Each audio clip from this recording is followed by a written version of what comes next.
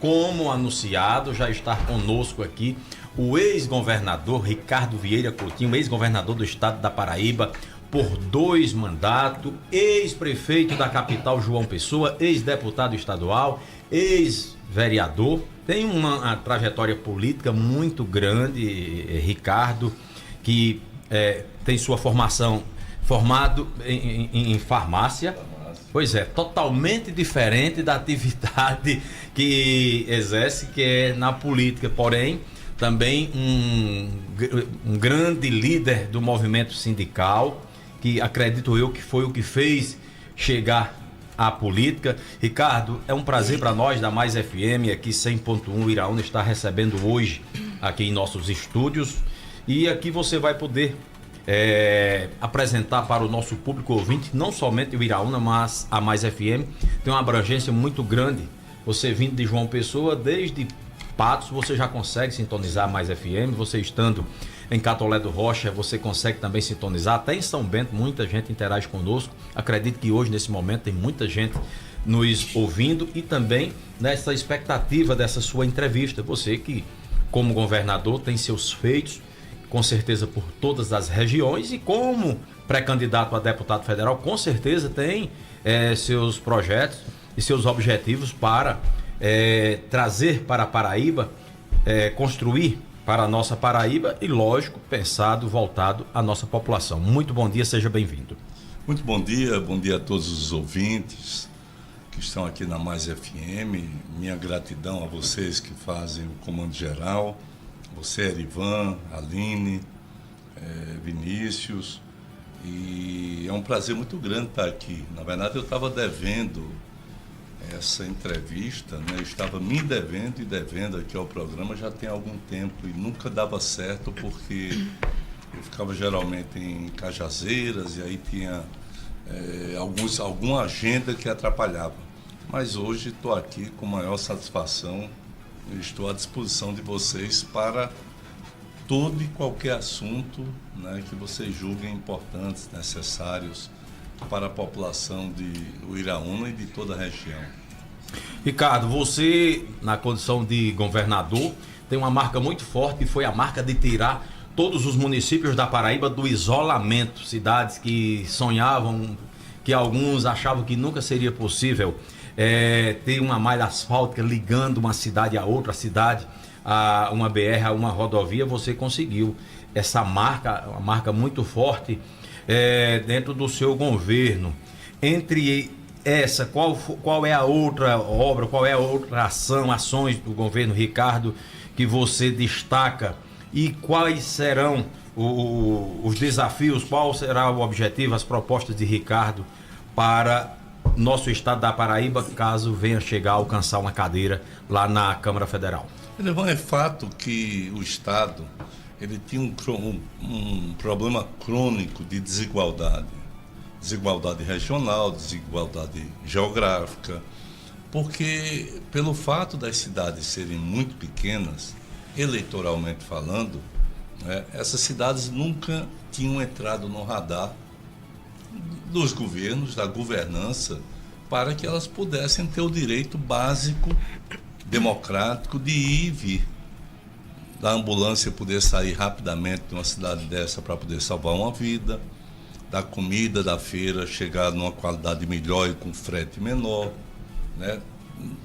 Dos estudantes saírem para estudar numa cidade maior e poder voltar para casa, né? Enfim, coisas básicas de desenvolver o comércio da cidade, como hoje você tem um comércio muito mais diversificado, né? De desenvolver o comércio de cidades que fossem micropolos naquela região, a pessoa poder sair, comprar aqui em Uiraúna, comprar em São João do Rio do Peixe, coisas desse tipo.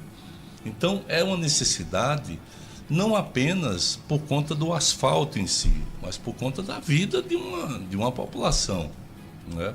E nós tiramos 54 cidades, investimos 680 milhões de reais só nessas cidades. Se você juntar todos esses 54 municípios, dá 200 mil habitantes, ou seja, metade eleitores. Não decidiria, teoricamente, uma eleição de governador, mas eu comecei a fazer e a pensar a Paraíba de baixo para cima, né? Eu acho que esse foi o grande, mas o grande mesmo salto que a Paraíba deu. Todo mundo pensa e pensou de cima para baixo. Começa das grandes cidades, faz as obras da grande cidade, que por conta de ser profundamente complexo, esse recurso não chegava nas pequenas cidades. Se você olhar e comparar o nosso governo, das coisas pequenas, das coisas médias, de um abatedouro aqui que eu fiz, de ambulância que eu trouxe, de financiamento para 2 hospitais, de coisas que ajudam a população, de pavimentação, de tudo, de sistema de abastecimento rural para 2 comunidades aqui no Iraúna. Ou seja, tudo a gente pensava e a gente terminava agindo, né? Mas porque a gente começou a pensar e a fazer a intervenção do governo de baixo para cima. Para isso, o orçamento democrático foi fundamental, porque eu tive que acumular poder político, não eu, mas o povo, para poder me contrapor a uma Assembleia que não me dava sustentação. Então, eu tinha uma minoria enorme na Assembleia e sustentei o taco, né?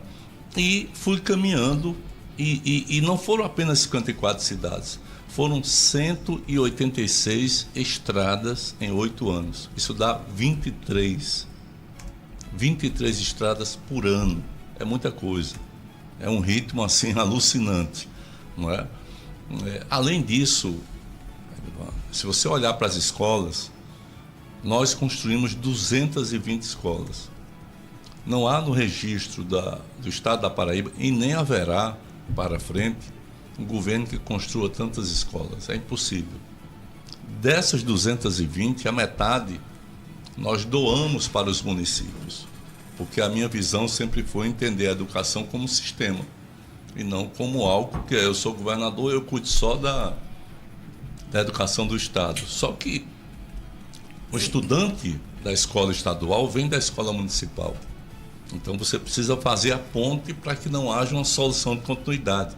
A gente treinou o professor, deu equipamentos, deu carteiras escolares, construímos escolas, reformamos escolas municipais. Aqui mesmo reformamos 2, né, através do Pacto pelo Desenvolvimento Social. Nós fizemos ou deixamos fazendo 1.200 quilômetros de adutoras.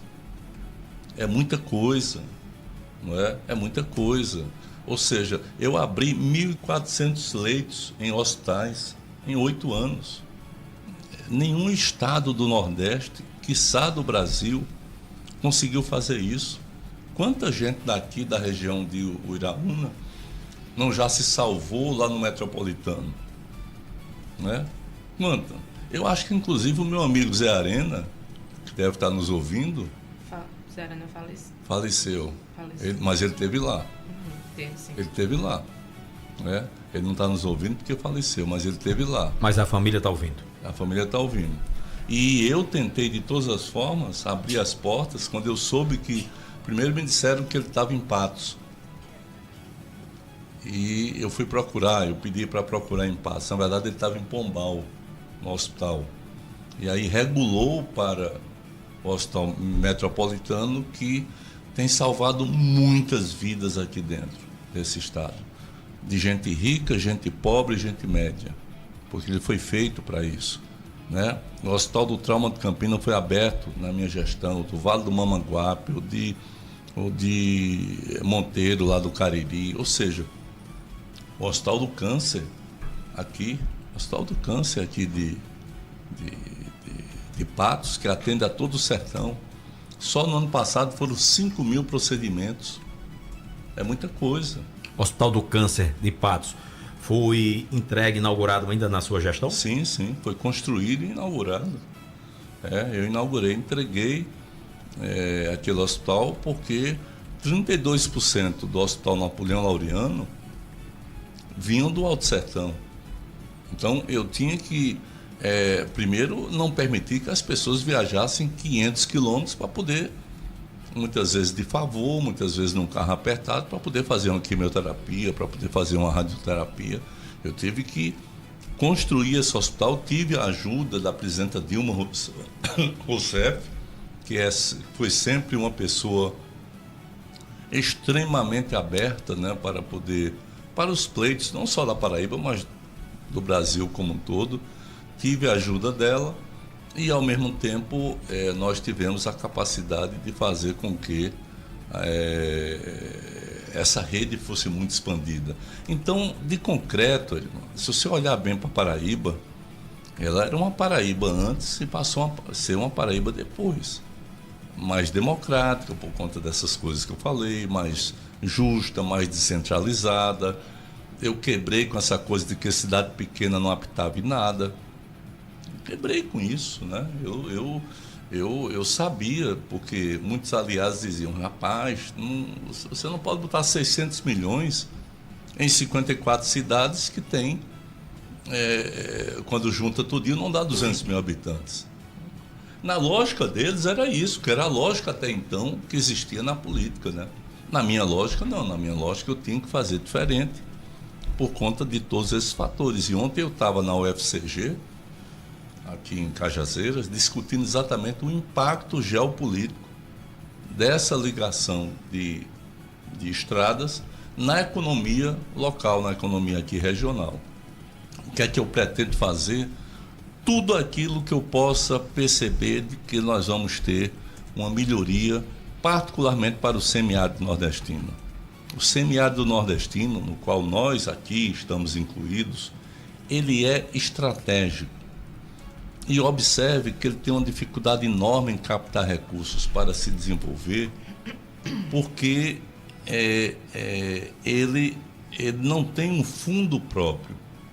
Ele vai atrás de recursos no BNDES, um empresário do campo, da cidade, vai atrás do BNDES, do BNB, no Banco do Brasil, no máximo, ele fica por ali, né? Acontece que quando o edital abre, e entre um projeto, por exemplo, de João Pessoa, por exemplo, de Campina Grande, esses projetos têm uma facilidade muito maior de acessar o crédito do que um projeto aqui de São João do Rio do Peixe, aqui de Uiraúna, aqui de Triunfo. Ou seja, eu penso e vou lutar muito por isso, que é a criação de um fundo constitucional de investimento e desenvolvimento do semiárido nordestino.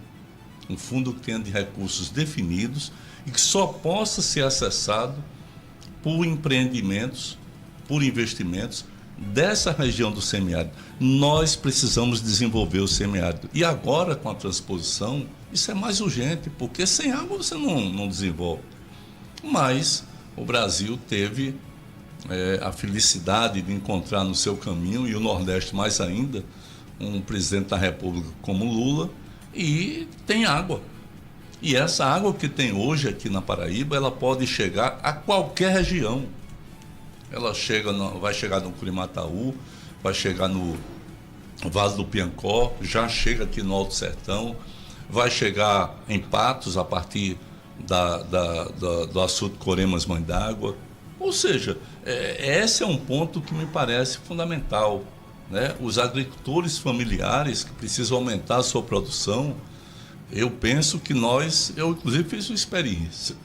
Em 2023, elaborei um projeto, entreguei ao ministro Paulo Teixeira, ele implementou, foram 26 comunidades que eu distribuí pelos eixos da transposição, também em 3 quilombolas, uma aldeia indígena, 26 comunidades, utilizando energia solar para irrigação na agricultura familiar. Está tudo funcionando. Eu ontem estive no assentamento Novo Horizonte, lá em Cajazeiras, está lá. Ou seja, você não gasta com energia de concessionária, puxa a água de onde quer que ela exista, debaixo do chão, do barreiro, do açude, você puxa e depois vai irrigando e vai produzindo, ao invés de uma única safra por ano, 2 safras, 3 safras. Então, a criação de um Pronaf específico para a irrigação e a agricultura familiar pode significar para os nossos agricultores, para as nossas famílias de agricultores, um ganho excepcional, né?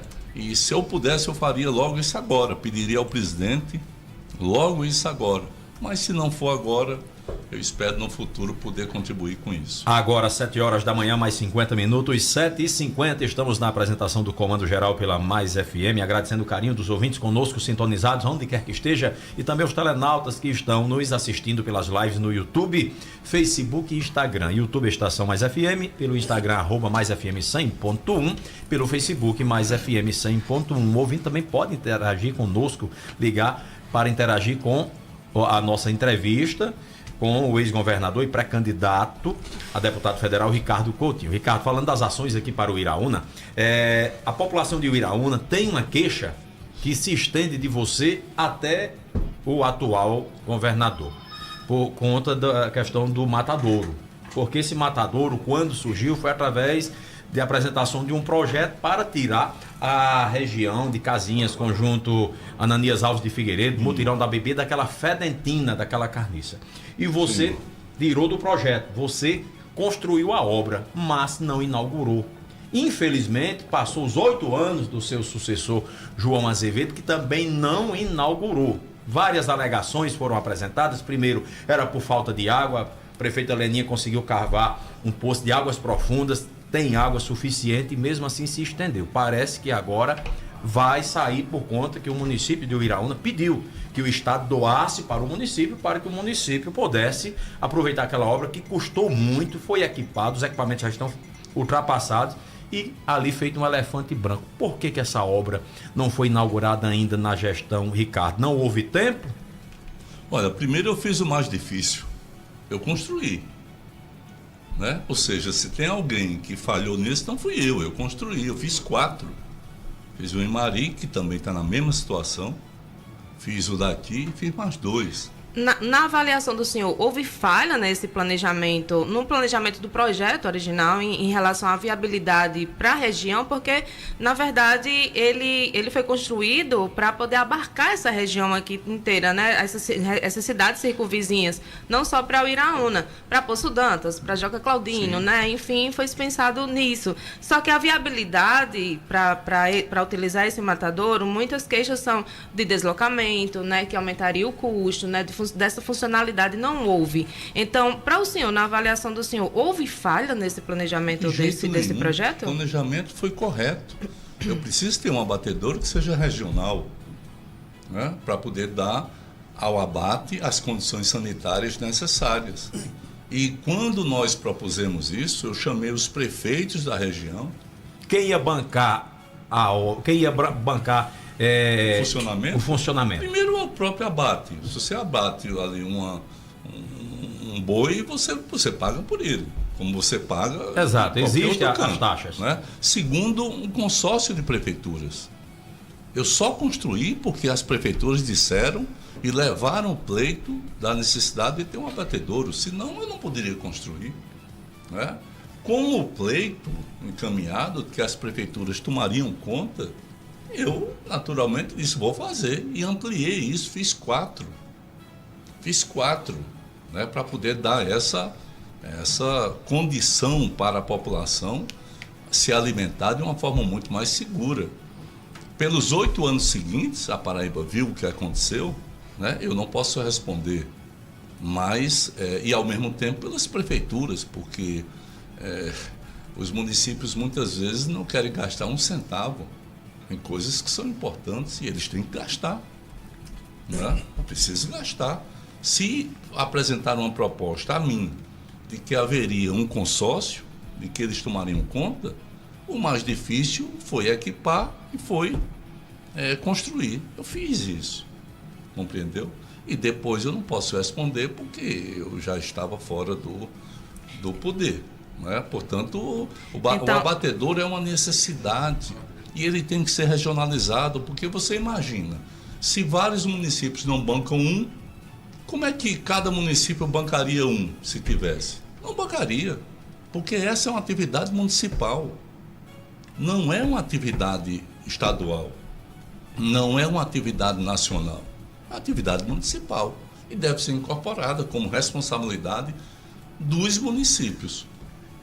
Recebendo aqui, o Geraldo tá corrigindo, né? O Zé Arena tá vivo. Ricardo. Mas, rapaz, ali matou o Zé Arena. Mas não foi não. Foi que disseram aqui, tomei um né? susto Me aqui, desculpem, não morre mais não, não morre mais desculpe, não. seu Zé Ave susto Maria. Não, Zé Arena é uma enorme. figura folclórica daqui de Iraúna, Ave Maria. Enorme, mas Desculpa, ele teve seu lá. Zé. Deixa eu Desculpa, abraçar Ave aqui Maria. o meu amigo, ex-vereador, um grande Susto enorme. ativista da cultura e também líder dos movimentos sindicais lá em Cajazeiras, meu amigo Rivelino Martins, que está aqui na audiência e mandando aqui, destacando uma série de ações do governo Ricardo Coutinho. De fato, foi um governo que de muitas ações e de ações inéditas, como a gente fez menção agora aqui, a questão de tirar todos os municípios do isolamento, algo que para muitos era impossível.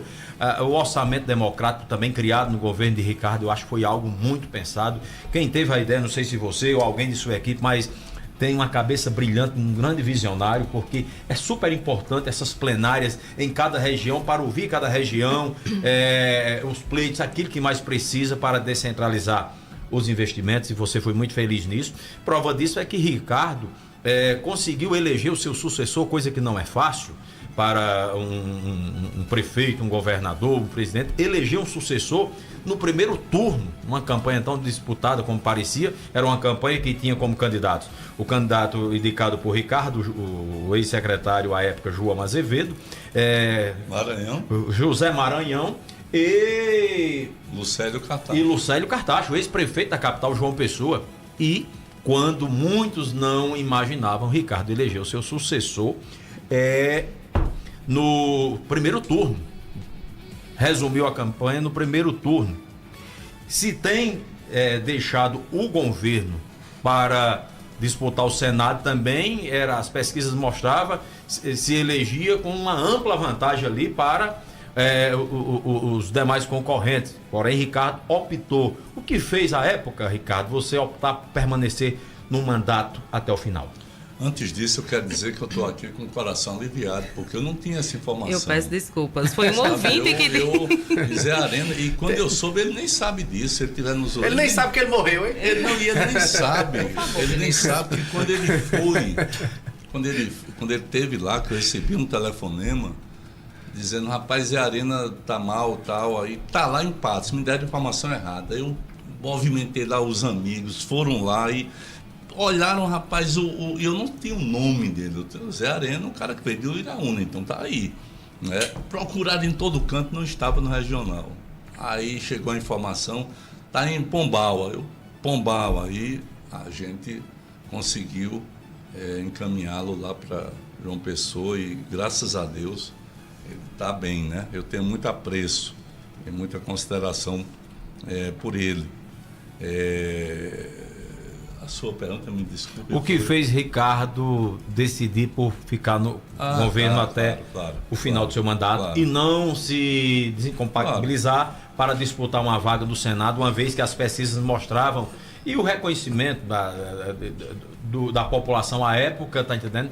Tinham essa expectativa porque via você ali como o nome mais favorito a uma vaga do Senado. Ivan, eu sou um cara, eu estou dizendo isso com a maior sinceridade possível, eu sou um cara que eu jogo pro time. Eu saí candidato em 2010, 99% diziam que eu perderia. E eu deixei a prefeitura de João Pessoa, na época eu até lembro de tudo assim das coisas, com 280 milhões, cheio de obra, o melhor momento. Eu preparei tudo, saí para poder disputar o governo do estado, que eu poderia ter perdido. Mas eu sabia que era fundamental eu sair, fazer a disputa e começar a abrir dentro da Paraíba aquilo que eu chamo de uma alternativa democrática e popular. Uma alternativa que superasse as oligarquias. Então eu saí, eu podia ter perdido. Eu fui cumprir uma tarefa. Em 2018, eu poderia ter saído. Eu até concordo com você quando fala de que os ventos eram amplamente favoráveis, né? Eu tinha pesquisas que talvez eu não precisasse fazer muita campanha, mas aí você tinha um conjunto. Eu queria ver a Paraíba, no mínimo, mais 8 anos com aquele mesmo projeto. O cara que aplicasse o mesmo projeto estaria bem demais, porque estava tudo encaixado. bastante dinheiro, obras que não acabavam mais, todos os setores eles foram ativados durante a campanha, durante o mandato, portanto, a Paraíba estava em ordem, estava em ordem. Pois bem, além disso, o então candidato, que se tornou governador no primeiro turno, sem ninguém saber quem era, e cuja campanha dizia, meu nome é João, você lembra disso? Ou seja, era uma pessoa totalmente desconhecida. Ele me procura em março e me pede para não sair. Porque se eu saísse... Então foi um pedido do próprio João Azevedo à época para você não sair, também, para que você ficasse até o final do mandato, porque seria bom para ele, lógico, sim, tá entendendo? Sim. Estar ali como seu candidato, como seu pré-candidato, seu candidato à sucessão, e tendo você no governo dizia, e não a sua vice à época, Lígia, não era? É porque ele dizia que se eu saísse, e com a posse de Lígia, e provavelmente com a candidatura de Lígia e dos demais, ele não conseguiria aguentar 2 meses de não acordo teria com o as mesmo palavras espaço. dele. Eu já dizia que se eu saísse, eu puxaria a chapa. E acredito mesmo, porque nós elegeríamos naquela conjuntura qualquer um candidato que a gente colocasse. A Paraíba estava muito aberta a isso que nós, que nós estávamos fazendo. Pois bem, eu pensei, não dei uma resposta, e chegou no início, dia 3, eu acho, de abril, eu disse, eu vou ficar aqui com uma tarefa. Foi isso, eu fiquei com conta de uma tarefa, porque eu não faço política somente com o mandato. Eu faço política pensando. Eu não necessito necessariamente de um mandato. Com o mandato eu posso fazer mais coisas, claro. Se eu for eleito deputado federal, eu tenho uma agenda assim, ao lado do presidente Lula, muito forte. A Paraíba, eu acho que vai ter um cara com uma capacidade de debater o cenário nacional, um cara que conhece a Paraíba, como eu conheço. Enfim, eu acho que eu posso contribuir bastante, posso contribuir muito.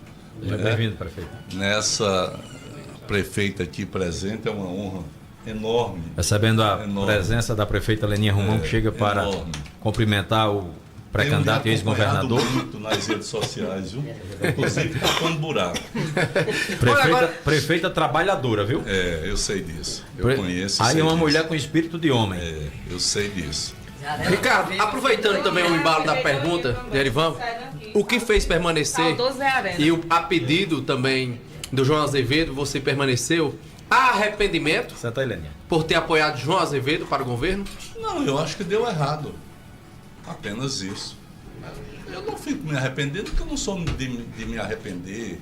Eu não fiz nada errado, eu fiz o que o meu coração mandava, aquilo que eu acreditava que aconteceria. O governo aplicado por ele, a gestão aplicada por ele, era o desejo seu, caso ele tivesse permanecido como aliado, se não tivesse havido distanciamento, ou no momento que se distanciou, ele tirou de lado ali o que seria sua linha, sua visão, sua orientação e passou a seguir uma linha dele oposta? Totalmente. Agora, isso não é muito visível hoje, mas cada vez fica mais visível, porque as políticas públicas que foram criadas na minha gestão, ninguém criou nada novo, pode ver. O que está aí, orçamento democrático, cidade madura, escola integral, escola técnica acabaram, Giramundo acabaram, mas o que está aí veio da minha época, ninguém criou nada de novo. Então, como o senhor avalia a situação atual da Paraíba hoje? Mas houve um enfraquecimento das políticas públicas. O nome está lá, o letreiro, Leninha, prefeita, está lá, porém, o conteúdo das políticas públicas, elas foram caindo. Se você olhar para as estradas hoje, rapaz, eu passava, tinha um buraco, na hora eu pegava isso aqui, um zap, Carlos Pereira, perto de tal canto tem um buraco. 48 horas depois estava lá o DR, porque tinha alguém com o famoso olho do dono. Não tem o olho do dono? Isso. Não é? O olho do dono é quem engorda o gado. Que vai lá e diz, olha, que negócio é esse? Por que isso está acontecendo? Tal, puxa as pessoas para poder trabalharem, desenvolverem, cumprirem metas. isso efetivamente acabou, além da parte política. Eu ganho eleição em 2010, isso não vai nenhum ataque pessoal a quem quer que seja, mas é uma constatação apenas, derrotando as oligarquias aqui dentro. Ganho em 2014, derrotando as oligarquias. Ganho em 2018, derrotando as oligarquias e entrego o Estado livre para ser governado, amigo. E ele foi entregando, e no final das contas você não tem um único aspecto progressista dentro das chapas que aí estão, né? E todas elas, tanto Cícero como Lucas, passaram por ele. Então, isso é o mais grave que tem. O senhor acredita? Hoje a Paraíba é um dos terceiros estados, é o terceiro estado que mais cresce no Brasil, né? Segundo os dados que saíram essa semana, e é o maior do Nordeste. O senhor acredita que... É o maior do Nordeste. É o maior do Nordeste. Aliás, o segundo, porque a Bahia está em primeiro ali, né? Ok, é o segundo lugar do Nordeste. O senhor acredita que essas ações, essa posição do estado da Paraíba poderia estar em uma posição melhor, por exemplo, estar em segundo ou primeiro no Brasil, caso tivesse seguido o projeto do senhor? O que o senhor acha que faltou? Vê bem uma coisa, isso é muito circunstancial, né? Eu trabalho muito com números, com dados, e acompanho muito isso. Eu acompanho, por exemplo, o Centro de Liderança Pública, que todos os anos emite relatórios, ranking, que coloca os estados brasileiros, depois de somar mais de 100 indicadores, faz um ranking. Na minha época, eu deixei em 9º lugar no Brasil. 9º lugar, em crescente. A segurança pública, ela foi o que mais cresceu, porque ela tinha consistência, ela ia crescendo, não dependia de um resultado, ela foi sendo trabalhada. A Paraíba hoje já está em 13º, entendeu? Então, são coisas, cresceu ali em determinada coisa, às vezes é um quesito apenas que dá um impulso, mas do ponto de vista da gestão pública, me parece que falta, né, o que faltou, um olhar social. Você não tem uma obra que carregue dentro de si um claro objetivo social. Além do que, você não tem uma obra de grande porte que tenha sido concluída. Não existe.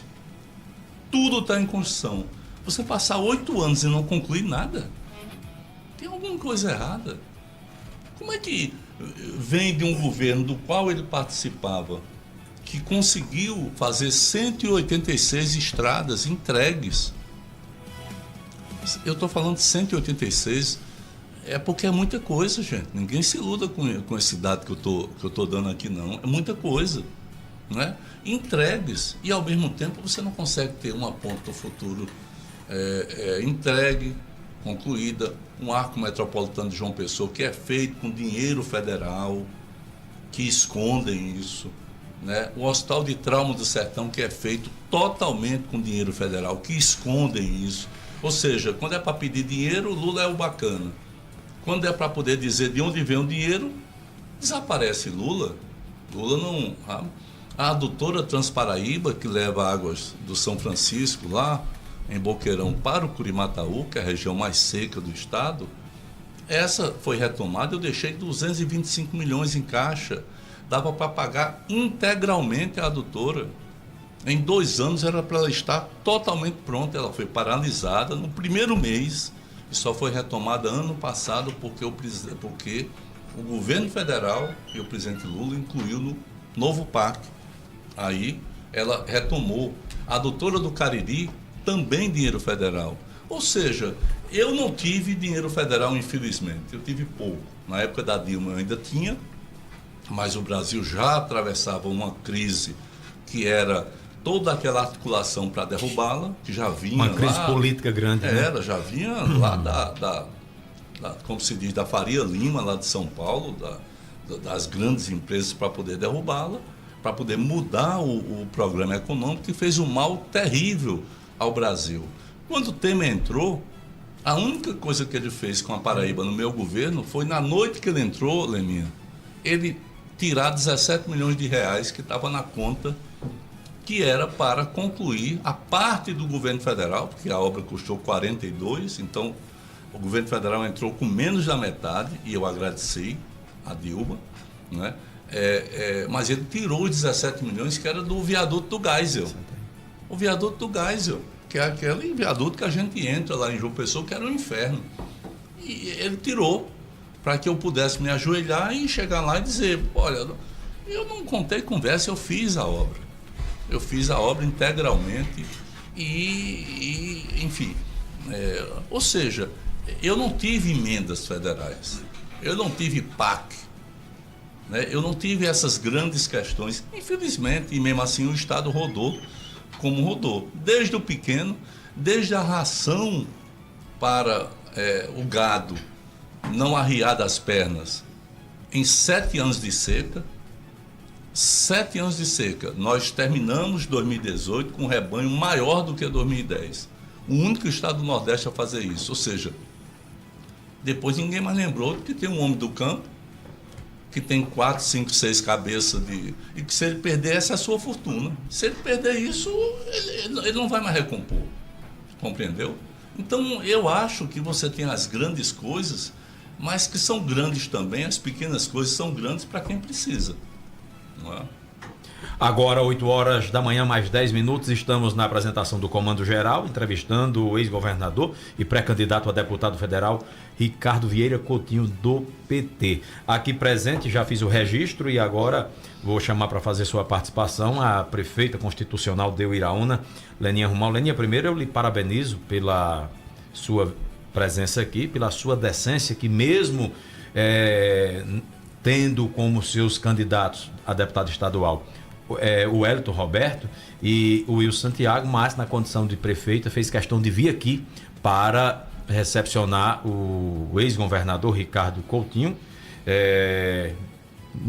não aliado político diretamente, mas um amigo, e respeitando a figura do ex-governador e do pré-candidato, e sua participação vai ser aqui através dos microfones. Seja bem-vinda. Bom dia, Erivan, Simone, aliás, Aline, Tiago. Bom dia, ex-governador Ricardo, pré-candidato a deputado federal. Eu estava nos cabaços quando liguei o rádio. Estava na fazenda, na roça. Já ia começar o dia, fui deixar comer para os trabalhadores lá. E assim, seria uma indelicadeza muito grande da minha parte saber que um ex-governador, um homem que trabalhou tanto pela Paraíba... Por isso que fiz questão de parabenizar e destacar a sua decência. Vim aqui para enaltecer o seu trabalho. Eu faço parte de um grupo que você fez muito por eles, certo? A gente, nesse momento, temos compromisso, como todo mundo sabe, mas eu não poderia deixar de vir aqui para enaltecer o seu trabalho por essa Paraíba. E uma coisa que me fascina, um marco que você deixou foi o Hospital Metropolitano. Tirando tudo, se você só tivesse feito o Hospital Metropolitano, você teria feito um grande bem, não só a Paraíba, como o Nordeste, porque é um hospital que atende a todo o Nordeste. Tem salvado vidas e vidas. Muita gente sabe o que a gente a cada dia encaminha para Uiraúna, para aquele hospital. A gente sabe a grandeza. E se eu adoecer agora, eu digo aos meus filhos, pode me levar para lá, porque os melhores estão lá, os melhores equipamentos. Então aqui eu não estou entrando em mérito, nem um mérito político, eu estou entrando no mérito de justiça, de respeito, porque quando o senhor era governador, eu não estava na política. Eu nem sei por que estou, aqui estou. Né? Acredito que o destino me trouxe, mas em qualquer canto que ele me vê, ele me reconhece. Isso aí faz com que a gente veja que é um cidadão que tem um trabalho prestado à Paraíba, que fez bem a muita gente. Então, Ricardo, seja bem-vindo ao Uiraúna. Estou aqui como sua amiga, certo? E com certeza a Paraíba vai ter de volta. E eu tenho certeza que você vai ajudar a Paraíba e o Uiraúna também. Então, bom dia e que Deus guie o seu caminho. Lhe desejo aqui boa sorte por tudo que você fez pela Paraíba e pelo povo do Uiraúna. Obrigado, prefeito. E se me permite, eu quero dizer o seguinte, primeiro, minha admiração, independente de qualquer coisa. Quando ele disse aqui que ele seguia, é verdade. Não era, sabe, para poder agradar, não. É verdade. Eu sou um atento observador da política. Muito inteligente, eu sei. E eu sei quem tem protagonismo, quem tem coragem. Sem coragem, a política não anda. Você sabe disso, Lula. E você é uma pessoa que imprimiu uma marca aqui muito forte. Eu espero, se a mim for dada uma oportunidade, se Deus me conduzir por esse caminho, eu espero poder ainda lhe ajudar, porque eu estarei ajudando a uma cidade, a um povo, né? E não tem absolutamente nenhuma troca em relação a isso, né? Eu tenho consciência de que se esse Estado estiver melhor, se nós tivermos gestores e gestoras com capacidade, com envolvimento com a população, com determinação de fazer, esse Estado ele vai caminhar cada vez mais, né? E acho que você não podia ter, sinceramente, não podia ter faltado. Na terra de Luiz Erundina, que eu sempre encontro, sabe? Sempre encontro com não só em João Pessoa, porque ela vem sempre, né? De vez em quando, e ela vai ser agora candidata a deputada estadual. Inclusive, ela vai estar aqui na Paraíba, né? Aqui no Alto Sertão. No Alto Sertão, visitando, né? algumas cidades. Que bacana. Ricardo, lhe abraçando aqui também, parabenizando pela entrevista, o vereador e presidente da Câmara Municipal de Uiraúna, Toninho Magalhães, parabenizando você pela entrevista e dizendo que tem todo o meu respeito. Um grande trabalhador e desbravador pela nossa Paraíba. E também lhe abraçando lá em Teresina, o empresário Ideltônio Moreira. Muito obrigado. É de verdade. Ideltônio Moreira, irmão do prefeito de Poço Dantas, Itamar Moreira, está aqui. Inclusive mandou até uma foto. Disse, leve meu abraço ao Ricardo Coutinho, pessoa que tive a oportunidade de tê-lo como amigo nos tempos da nossa antiga Saelpa. Ele mandou uma foto aqui. Eita, essa aqui Pois é antiga, é uma relíquia. Pois é, Ideltônio está conosco lá na audiência.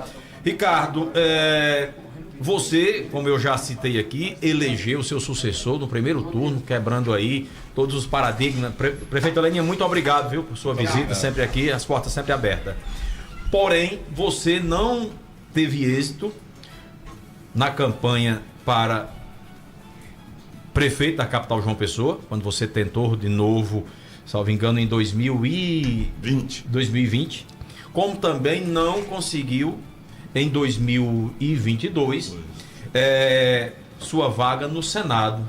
Como as coisas mudam. Em 2018 você era indiscutivelmente o nome mais preferido. Sim. E ganhava folgadamente, distante dos outros. Em 2018 você não conseguiu. Porém, houve no meio disso as denúncias, as investigações da Operação Calvário, que até hoje sequer houve um julgamento final para apontá-lo se culpado ou não. A Calvário prejudicou esse seu projeto, prejudicou que você pudesse ter voltado ao comando da Prefeitura de João Pessoa e nos representar no Senado Federal. Como que você vê hoje a Calvário? Porque diante de tantas denúncias, de tantas reportagens, de tanta coisa, está algo hoje podendo ser arquivado porque sequer houve um julgamento.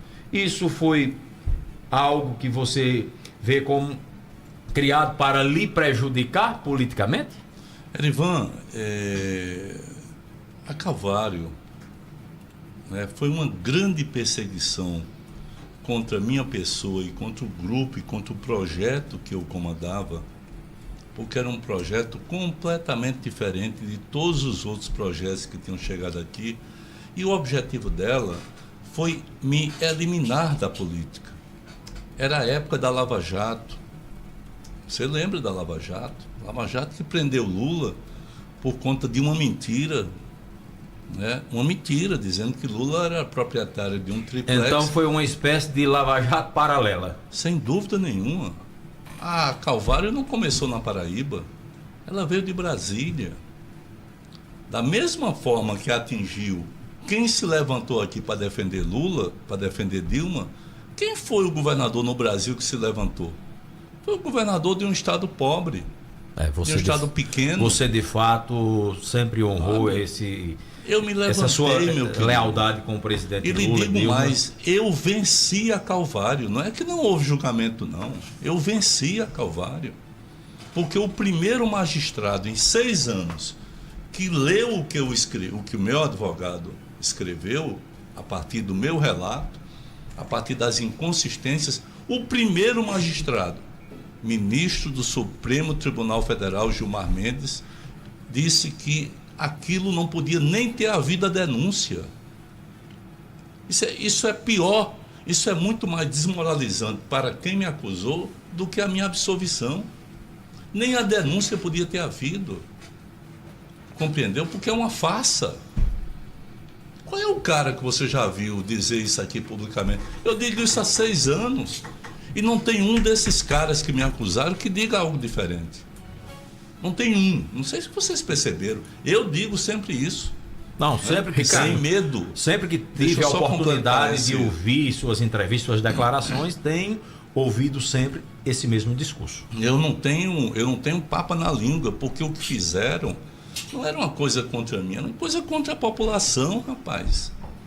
Sabe? Porque um cara que em plena situação de crise, PIB caindo, tudo crise, não deixava faltar a ração animal, por exemplo, não deixava faltar o recurso aqui para o Menino Jesus, para a Casa de Saúde Padre Costa, sabe? Não deixava faltar coisas para fazer abastecimento d'água na zona rural, ou seja, coisas que talvez não interessem para a grande política, mas para mim era fundamental. E eu não tinha como aumentar do 10º dinheiro, né? E ao mesmo tempo continuar com todos os projetos de adutora, de estrada, de hospital, de escola. Eu não tinha como.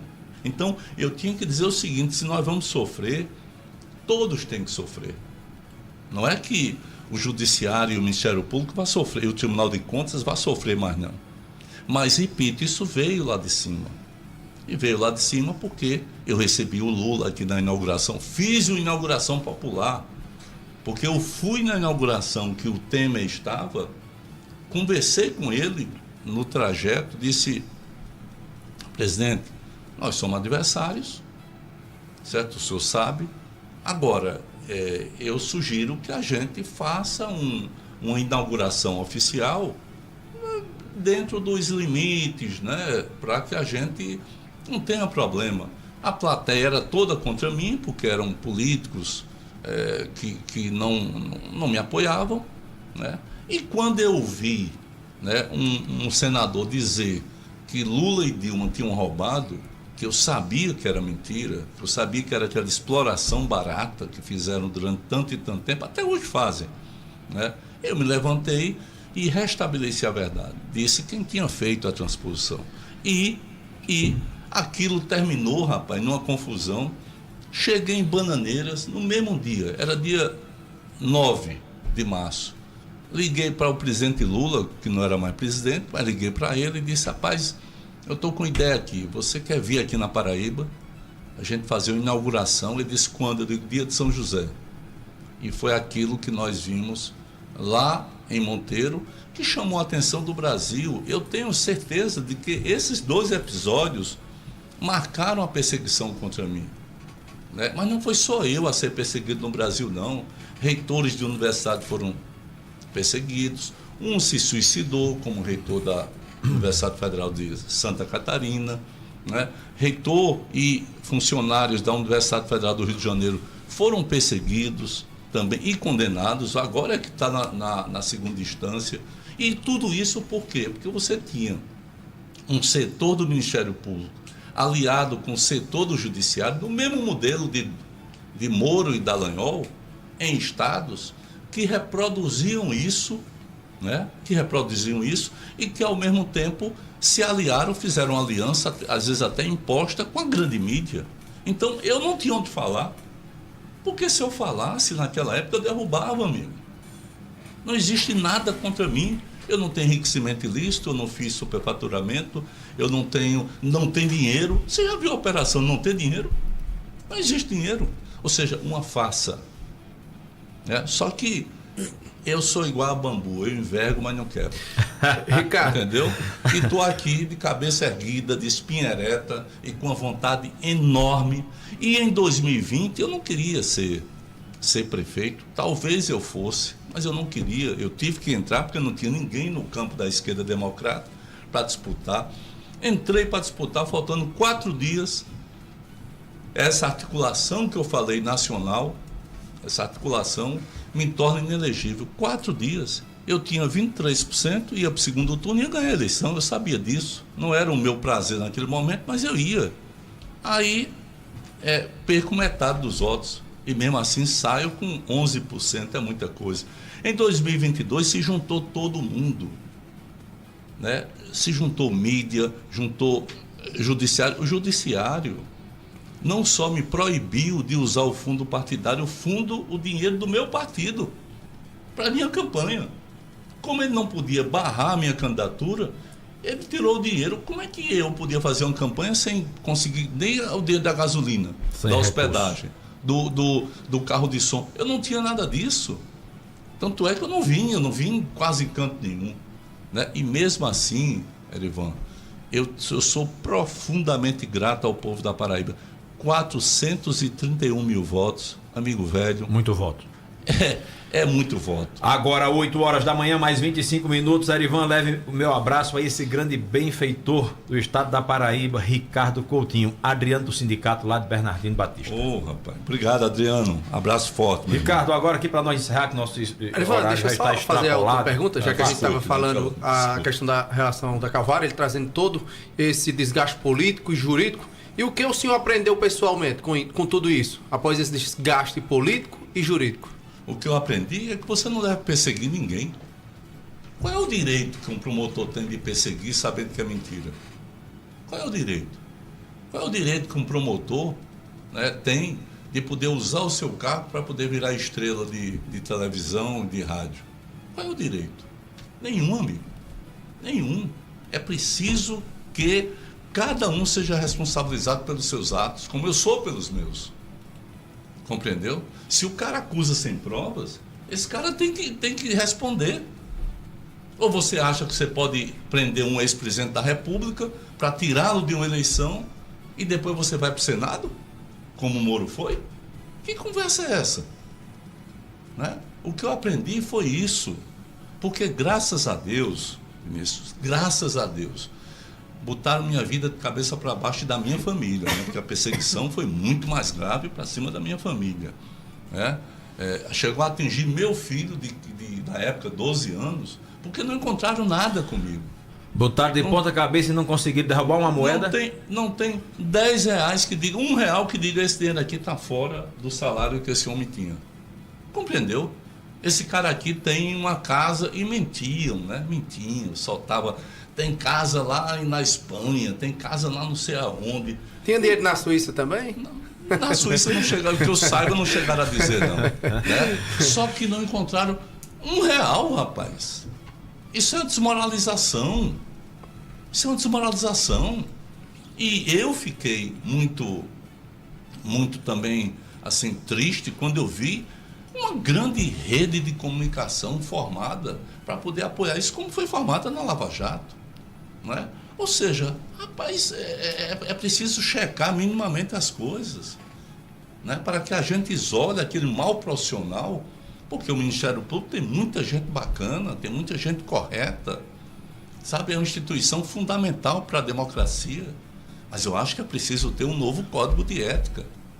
Você não pode acabar com a vida de uma pessoa, seja ela quem for, não é só político não, amigo, é radialista, por exemplo. Cidadão comum. Um cidadão comum, você acabar com a vida de uma pessoa e depois dizer, não, era engano. Arquives? Era engano. Agora estão dizendo depois que de um prejuízo grande causado, né? Agora estão dizendo que aquele caso de uma cadela que morreu. Do cão-orelha. Do cão-orelha. A gente repercutiu hoje já aqui. Que não é mais aquilo. Sim, mas como é que prenderam ali? Que negócio é esse? Expuseram a imagem dos adolescentes. Sabe? Ou seja, pessoas fizeram pré-julgamentos. É fundamental que essa tese de que o cara para ser, repito, não são todos, são poucos. O Ministério Público e o Judiciário Não é a maioria, é a minoria. Porém, essa tese de que o cara, além de ser promotor, além de ser juiz, ele vai ser artista de televisão, aí não pode, amigo. Né? Aqui na audiência, Edinaldo Bezerril dizendo: estamos na espera do nosso futuro deputado federal e ex-governador, grande benfeitor da Paraíba, Ricardo Coutinho, aqui na terra do Menino Deus, triunfo. Triunfo. Também lhe abraçando aqui o Edinaldo. seu amigo, vereador e ex-presidente da Câmara Municipal de Uiraúna, Benevenuto Claudino, dizendo Benevenuto. um abraço a esse grande benfeitor, grande amigo, ex-governador e pré-candidato a deputado federal, Ricardo Coutinho. Ricardo, para a gente encerrar, você está pré-candidato pelo Partido dos Trabalhadores, partido do presidente Luiz Inácio Lula da Silva.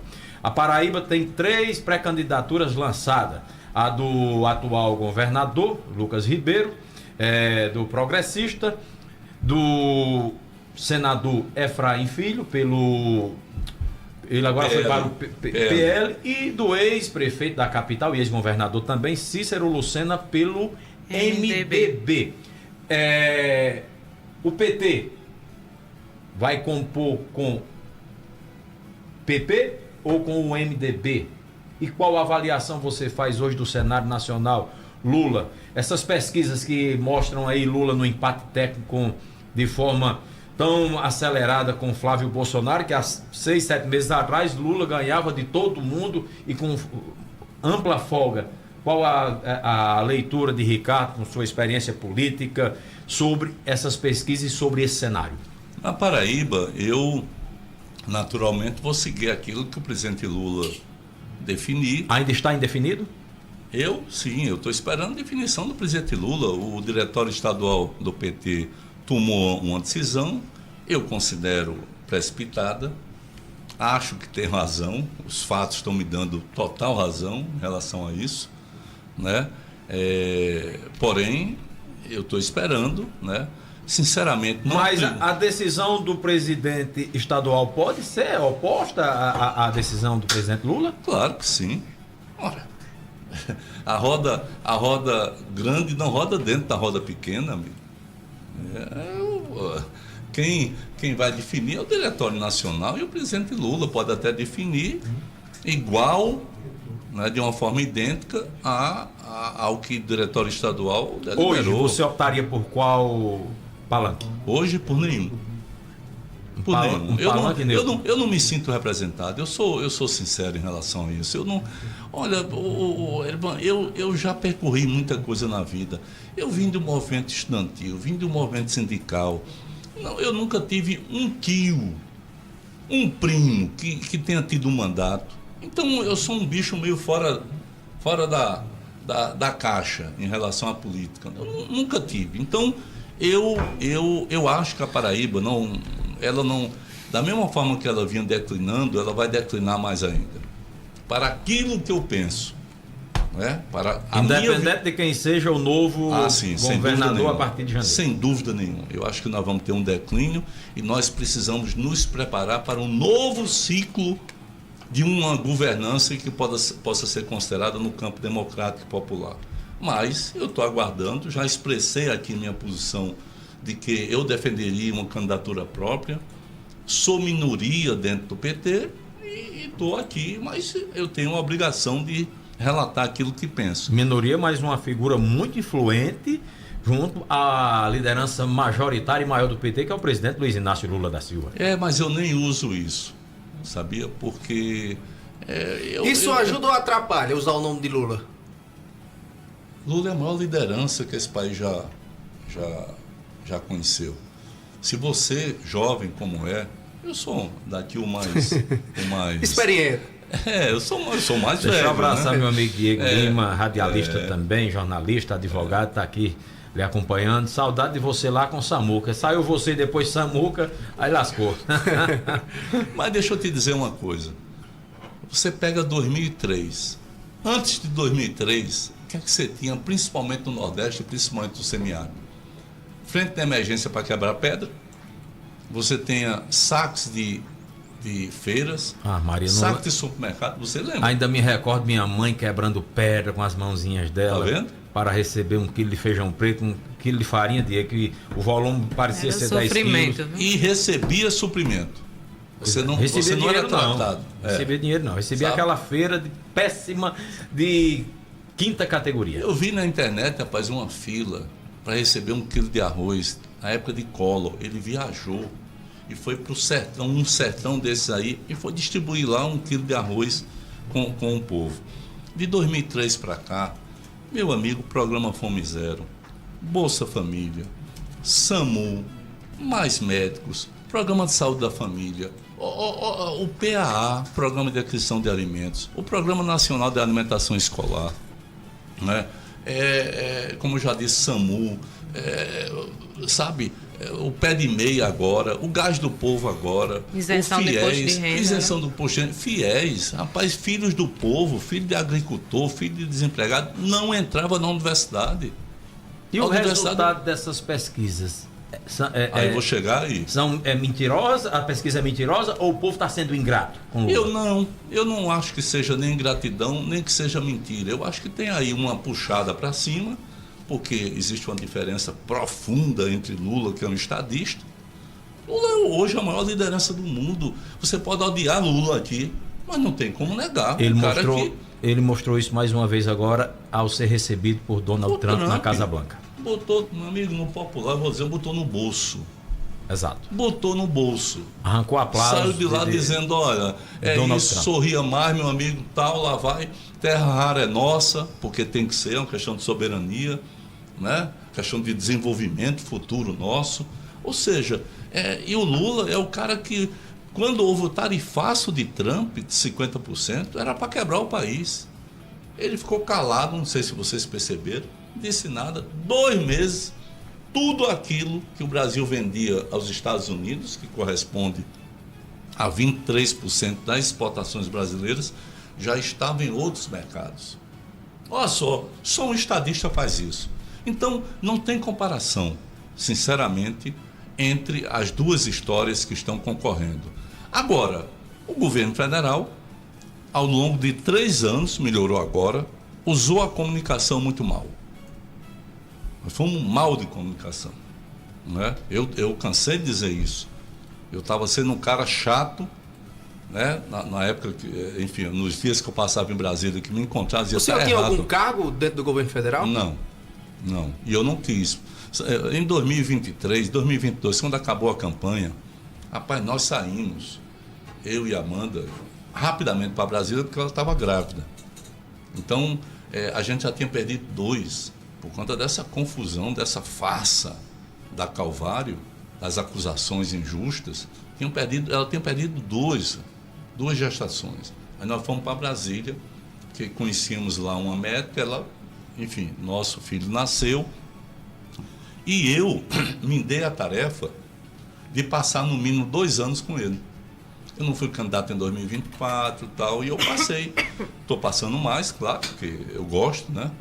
Eu gosto de ser pai, mas assim, eu passei 2 anos com ele, ininterruptamente, cuidando, ela estava trabalhando e eu cuidando dele, né? E então eu não assumi nenhum cargo, absolutamente nenhum, e nem quis, né? Então, Lula, voltando à questão de Lula, nós temos a comunicação, que foi falha nos 3 primeiros anos, e nós temos uma coisa chamada fake news.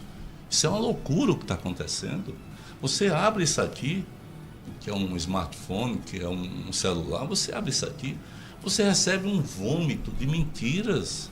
Tem horas que você tem dúvida se a verdade é verdade mesmo. É impressionante. Qualquer pessoa com inteligência artificial hoje cria uma outra matando alguém. Verdade. Esse é o cenário que a gente... Então, quando você viu o Lula, sabe, e a turma lá que segue Flávio Bolsonaro, inventar que o Banco Master tinha ligação com Lula, tinha ligação com eles. Hoje já está provado, né? Evidentemente. Mas tinha ligação com Lula e as pessoas acreditam nisso. É impressionante. Quando você viu o INSS dizer, é o filho do Lula. Olha só, o filho do Lula. Uma mentira, quando é dita, ela tem uma hecatombe, assim, um impacto de 100. Quando a verdade vem, é de 10 a menos. De 10 a menos. Exatamente. 8 horas da manhã, mais 40 minutos. Ricardo, agradecer a você, receber nosso convite, dizer que o espaço está sempre aberto, lhe parabenizar por tudo feito pela Paraíba, tá entendendo? Lamentar por algo que você não conseguiu fazer.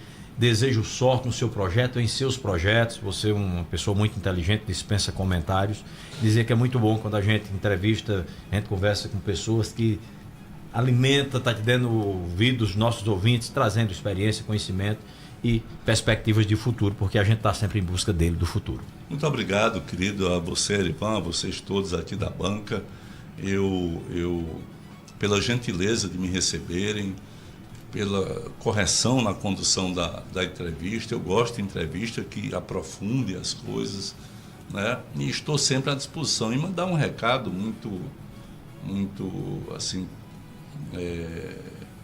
de gratidão, né, ao povo da Paraíba e particularmente ao povo dessa região, sabe?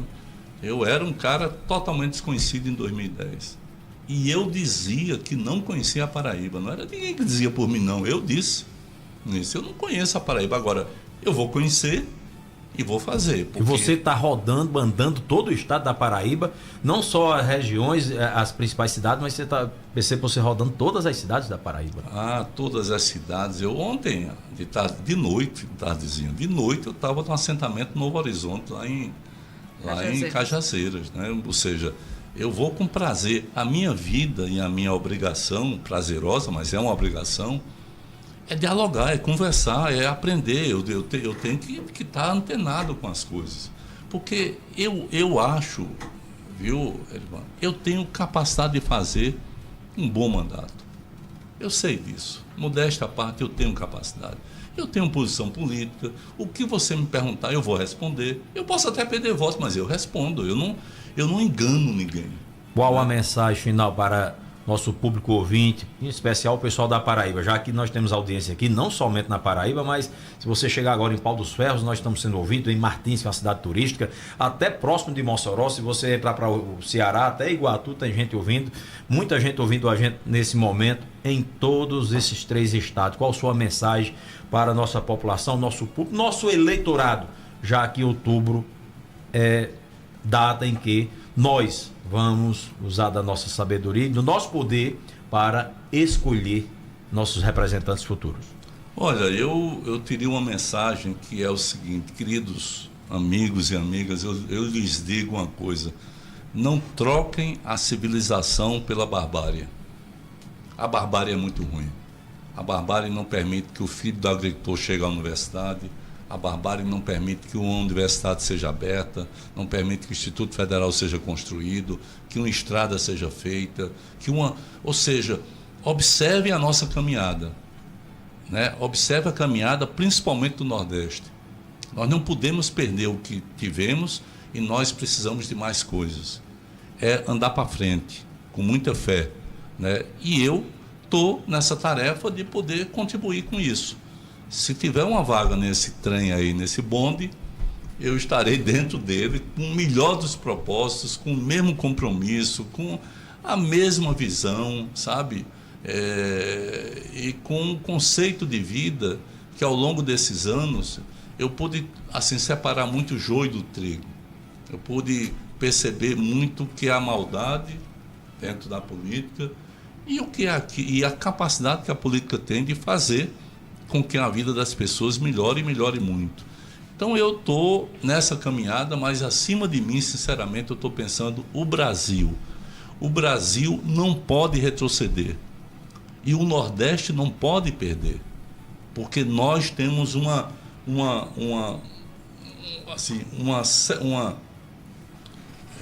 separação. O nordestino não é para comer capim. Não é para comer capim, de jeito nenhum.